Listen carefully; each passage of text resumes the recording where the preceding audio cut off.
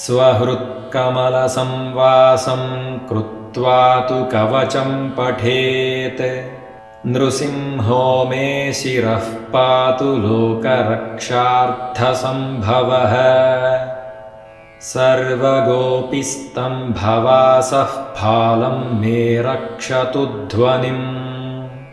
नृसिंहो मे दृशौ पातु सोमसूर्याग्निलोचनः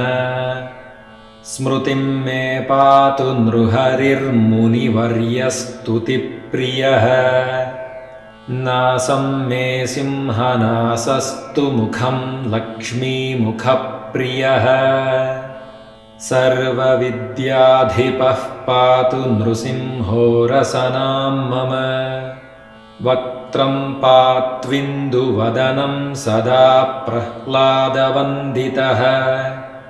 नृसिंहः पातु मे कण्ठं स्कन्धौ भूभरान्तकृत्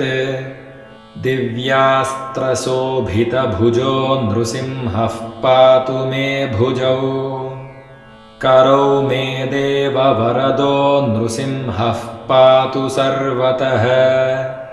हृदयं योगिसाध्यश्च निवासं पातु मे हरिः